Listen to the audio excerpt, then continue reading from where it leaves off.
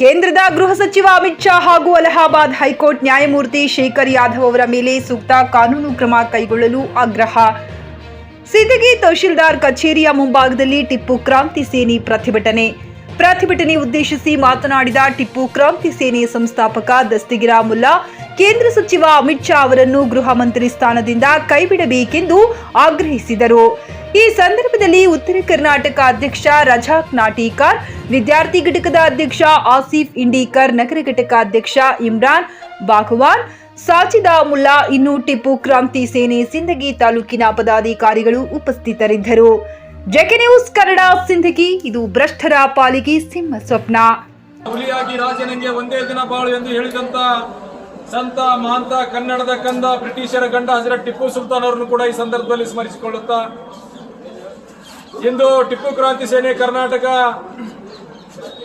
ನಗರ ಘಟಕ ಸಿಂದಗಿ ವತಿಯಿಂದ ಹಮ್ಮಿಕೊಂಡಂತ ಈ ಹೋರಾಟದಲ್ಲಿ ಭಾಗಿಯಾದಂತ ಎಲ್ಲ ನನ್ನ ಟಿಪ್ಪು ಕ್ರಾಂತಿ ಸೇನೆಯ ಪದಾಧಿಕಾರಿಗಳೇ ಹಾಗೂ ಎಲ್ಲ ನನ್ನ ಪತ್ರಿಕಾ ಮಾಧ್ಯಮ ಮಿತ್ರರೇ, ಈಗಾಗಲೇ ದೇಶದಲ್ಲಿ ಏನ್ ನಡೆದ ಅನ್ನೋದು ತಮಗೆಲ್ಲ ಗೊತ್ತಿದೆ. ತಾವೆಲ್ಲರೂ ಕೂಡ ಮೀಡಿಯಾ ನೋಡ್ತೀರಿ, ಪೇಪರ್ ನೋಡ್ತೀರಿ, ತಾವೆಲ್ಲರಿಗೂ ಗೊತ್ತದ ವಿಷಯ ಏನೇನು ನಡೆದ ದೇಶದಾಗ ಅನ್ನೋದು. ಈ ದೇಶದಾಗ ನನಗನ್ಸಿದ ಮಟ್ಟಿಗೆ ಯಾವುದೇ ಸಂವಿಧಾನದ ಮೇಲೆ ದೇಶ ನಡೆದಿಲ್ಲ. ಈ ದೇಶ ನಡೆದಿದ್ದು ಕೇವಲ ರಾಮಗಿರಿ ಮತ್ತು ಗುಲಾಮ್ಗಿರಿ ಮೇಲೆ ದೇಶ ನಡೆಸಬೇಕಂತೇಳಿ ಮನುವಾದಿಗಳು ಏನು ಸೃಷ್ಟಿ ಮಾಡಿದ್ದಾರೆ. ಅದಕ್ಕಾಗಿ ಆ ರಾಮಗಿರಿ ಮತ್ತು ಗುಲಾಮ್ಗಿರಿಯ ಒಂದು ನಾಲಾಯಕರಿಗೆ ನಾನು ಇವತ್ತು ಈ ಹೋರಾಟದ ಮುಖಾಂತರ ಒಂದು ಎಚ್ಚರಿಕೆಯನ್ನು ಕೊಡ್ಲಿಕ್ಕೆ ಇಷ್ಟಪಡ್ತಾ ಇದ್ದೇನೆ. ಏನು ಡಾಕ್ಟರ್ ಬಾಬಾ ಸಾಹೇಬ್ ಸಂಸತ್ನಲ್ಲಿ ಅಧಿವೇಶನದಲ್ಲಿ ಡಾಕ್ಟರ್ ಬಾಬಾ ಸಾಹೇಬ್ ಅಂಬೇಡ್ಕರ್ ಅವರ ಹೆಸರು ಒಂದು ಪ್ಯಾಷನ್ ಆಗಿಬಿಟ್ಟದ. ಅಂಬೇಡ್ಕರ್ ಅಂಬೇಡ್ಕರ್ ಅಂಬೇಡ್ಕರ್ ಅಂಬೇಡ್ಕರ್ ಅನ್ನೋದೇ ನೀವು ಏನಾದ್ರು ಭಗವಾನನ ಹೆಸರನ್ನು ಸ್ಮರಣೆ ಮಾಡ್ಕೊಂಡ್ರೆ ನಿಮಗೆ 7 ಜನ್ಮದ ಸ್ವರ್ಗ ಸಿಕ್ತಿತ್ತು ಅಂತ ಹೇಳಿಸಿದ ಏನು ಅಮಿತ್ ಶಾ ಹೇಳಿದ್ದಾನೆ. ಅದಕ್ಕೆ ನಾವು ತೀವ್ರವಾಗಿ ಖಂಡಿಸ್ತಿದ್ದೀವಿ. ಯಾಕೆಂದ್ರೆ ಅಂಬೇಡ್ಕರ್ ಅನ್ನೋದು ನಮಗೇನು ಫ್ಯಾಷನ್ ಅಲ್ಲ. ಅಂಬೇಡ್ಕರ್ ಅನ್ನೋದು ನಮಗೊಂದು ಸ್ಮರಣೆ.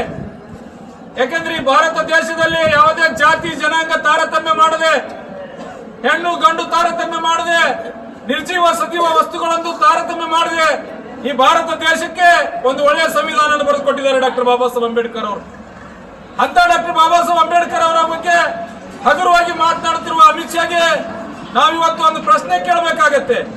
ಡಾಕ್ಟರ್ ಬಾಬಾ ಸಾಹೇಬ್ ಅಂಬೇಡ್ಕರ್ ಅವರು ಈ ಭಾರತ ದೇಶದಲ್ಲಿ ಹುಟ್ಟದೇ ಇದ್ರೆ, ಡಾಕ್ಟರ್ ಬಾಬಾ ಸಾಹೇಬ್ ಅಂಬೇಡ್ಕರ್ ಅವರು ಈ ಭಾರತ ದೇಶದ ಸಂವಿಧಾನ ಬರೀದೇ ಇದ್ರೆ, ಮಿಸ್ಟರ್ ಅಮಿತ್ ಶಾ, ನೀನು ನಿಮ್ಮ ಅಪ್ಪ ಹುಟ್ಟಿವೋ ಇಲ್ಲ ಅನ್ನೋದು ಕೂಡ ಪ್ರೂವ್ ಮಾಡಿ ತೋರ್ಸಕ್ ಆಗ್ತಿರ್ಲಿಲ್ಲ. ಯಾಕಂದ್ರೆ ಇವತ್ತು ಸಂವಿಧಾನ ಆದ ಕಾರಣಕ್ಕಾಗಿ ನಿನ್ನ ಒಂದು LC ಅಲ್ಲಿ, ಮಾರ್ಕ್ಸ್ ಕಾರ್ಡ್ ನಲ್ಲಿ, ಯಾವುದೇ ಒಂದು ಡಾಕ್ಯುಮೆಂಟ್ಸ್ ನಲ್ಲಿ ನಿನ್ನ ಹೆಸರು ಹಿಂದೆ ನಿಮ್ಮ ಅಪ್ಪನ ಹೆಸರು ಬರ್ಲಾಕತ್ತದ. ಒಂದ್ ವೇಳೆ ಸಂವಿಧಾನ ಇರದೇ ಇದ್ರೆ ನೀ ಯಾರು ಹುಟ್ಟಿ ಅನ್ನೋದು ಕೂಡ ಪ್ರೂವ್ ಮಾಡಕ್ ತೋರ್ಸಕ್ ಆಗ್ತಿರ್ಲಿಲ್ಲ. ಅದಕ್ಕಾಗಿ ಸಂವಿಧಾನ ಬಹಳ ಮುಖ್ಯವಾಗಿದೆ. ಸಂವಿಧಾನ ಎಷ್ಟು ಮುಖ್ಯವಾಗಿದೆ ಅಷ್ಟೇ ಸಂವಿಧಾನ ಬರೆದಂತ ಏನು ಡಾಕ್ಟರ್ ಬಾಬಾ ಸಾಹೇಬ್ ಅಂಬೇಡ್ಕರ್ ಅಷ್ಟೇ ಮುಖ್ಯವಾಗಿದ್ದಾರೆ. ಆ ಕಾರಣಕ್ಕಾಗಿ ಇವತ್ತು ನಾವು ಅರ್ಥ ಮಾಡ್ಕೋಬೇಕಾಗಿದೆ, ಈ ಭಾರತ ದೇಶದ ನಡೆದಿದ್ದು ಸಂವಿಧಾನದ ಮೇಲೆ, ಯಾವುದೇ ಭಗವದ್ಗೀತೆ ಮೇಲಲ್ಲ, ಯಾವುದೇ ಧರ್ಮ ಗ್ರಂಥಗಳ ಮೇಲೆ ಅಲ್ಲ, ಯಾವುದೇ ದೇವರ ಹೆಸರಿನ ಮೇಲೆ ಅಲ್ಲ. ಇವತ್ತು ನೀವು ದೇವರ ಸ್ಮರಣೆ ಮಾಡಿದ್ರೆ 7 ಜನ್ಮದ ಸ್ವರ್ಗ ಸಿಗ್ತದೆ ಅಂತ ಹೇಳ್ತಿದ್ರಿ. ಮಿಸ್ಟರ್ ಅಮಿತ್ ಶಾ, 7 ಜನ್ಮದ ಸ್ವರ್ಗ ನಿನಗೆ ಸಿಗ್ಬೇಕಾಗಿತ್ತಪ್ಪ ಅಂತಂದ್ರೆ, ನೀನು ನಿಜವಾಗಿ ನಿಮ್ಮ ಅಪ್ಪಗೆ ಹುಟ್ಟಿದಪ್ಪ ಅಂತಂದ್ರೆ ನೀನ್ ಯಾಕಪ್ಪ ಎಲೆಕ್ಷನ್ ಮಾಡಿದೆ? ನೀನ್ ಯಾಕೆ ಡಾಕ್ಟರ್ ಬಾಬಾ ಸಾಹೇಬ್ ಅಂಬೇಡ್ಕರ್ ಕೊಟ್ಟಂತ ಓಟಿನಕ್ ನಿಂದ ಆಯ್ಕೆ ಆದಿ? ಮನೆಯಾಗ ದೇವರ ಸ್ಮರಣೆ ಮಾಡ್ಬೇಕಾಗಿತ್ತು, ರಾಮ ಭಜನೆ ಮಾಡ್ಬೇಕಾಗಿತ್ತು, ರಾಮ ರಾಮ ರಾಮ ಅಂತೇಳಿ ನೀ ಯಾಕೆ ಅಂಬೇಡ್ಕರ್ ಅಂಬೇಡ್ಕರ್ ಅಂದಿ? ನೀನೇನಾದ್ರೂ ಅಲ್ಲೇ ರಾಮ ಭಜನೆ ಮಾಡಿದ್ದಪ್ಪ ಅಂತಂದ್ರೆ ನಿನಗೆ ಅಲ್ಲೇ ಮನೆ ಕೂತಲ್ಲೇ ನಿನಗೆ ಓಟ್ ಹಾಕ್ತಿದ್ರ, ನಿನ್ನ ರಾಮ ಬಂದ್ ಹಾಕ್ತಿದ್ರ ನೋಡ್ತಿದ್ದೇವೆ ನಾವು. ನಿನಗೆ ಓಟ್ ಹಾಕಿದ್ದು ನಿನ್ನ ರಾಮ ಅಲ್ಲ, ನಿನಗೆ ಓಟ್ ಹಾಕಿದ್ದು ಡಾಕ್ಟರ್ ಬಾಬಾ ಸಾಹೇಬ್ ಅಂಬೇಡ್ಕರ್ ಕೊಟ್ಟಂತ ಹಕ್ಕು. ಆ ಹಕ್ಕಿನಿಂದ ಇವತ್ತು ನೀನು ಆರಿಸಿ ಬಂದಿದೀಯಾ. ಆ ಹಕ್ಕಿನಿಂದ ಇವತ್ತು ಏನಾಗಿದೆಯಾ, ಮಿನಿಸ್ಟರ್ ಆಗಿದೆಯಾ, MP ಆಗಿದೆಯಾ. ಅದಕ್ಕಾಗಿ ಡಾಕ್ಟರ್ ಬಾಬಾ ಸಾಹೇಬ್ ಅಂಬೇಡ್ಕರ್ ಅವರ ಏನು ನೀನು ಹಗುರವಾಗಿ ಮಾತನಾಡಿದೆಯಲ್ಲ, ನಾನು ಸರ್ಕಾರಕ್ಕೆ ನಾವು ಆಗ್ರಹ ಮಾಡ್ತಾ ಇದ್ದೀವಿ. ಸರ್ಕಾರಕ್ಕೆ ಏನು ಆಗ್ರಹ ಮಾಡ್ತಾ ಇದೀವಪ್ಪ ಅಂತಂದ್ರೆ, ಈ ನಾಲಾಯಕ ಏನು ಕೇಂದ್ರ ಗೃಹ ಸಚಿವರಿಲ್ಲ ಇವನು, ಯಾಕಂದ್ರೆ ಇವನು ಒಂದೇ ಅಲ್ಲ, ಇವನು ಸಾಕಷ್ಟು ಹಗರಣಗಳು, ಗೋಧ್ರಾ ಹತ್ಯಾಕಾಂಡದಲ್ಲಿ ಸಾಕಷ್ಟು ಜನರನ್ನು ಒಂದು ಮಾರಣ ಹೋಮಕ್ಕೆ ತುತ್ತಾಗಿರುವಂತಹ ನಾಲಾಯಕ.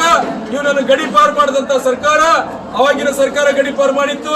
ಅವಾಗೆ ಸರ್ಕಾರ ಏನಾದ್ರು ಇಂಥ ಒಂದು ಗಡೀಪಾರು ಜನರಿಗೆ ಇವರಿಗೆ ಸೂಟ್ ಮಾಡಿ ಗುಂಡಿಟ್ಟು ಕೊಂದಿದ್ದೇ ಆಗಿತ್ತಪ್ಪ ಅಂತಂದ್ರೆ ಇವತ್ತಿಂತ ಹೇಳಿಕೆ ಇವರು ಕೊಡ್ತಿರ್ಲಿಲ್ಲ. ಅದಕ್ಕಾಗಿ ಅವತ್ತು ಸರ್ಕಾರಗಳು ತಪ್ಪು ಮಾಡಿದ್ದಕ್ಕೆ ಇವತ್ತಿಂತ ಹೇಳಿಕೆಗಳು ಕೊಡ್ತಾ ಇದ್ದಾವೆ.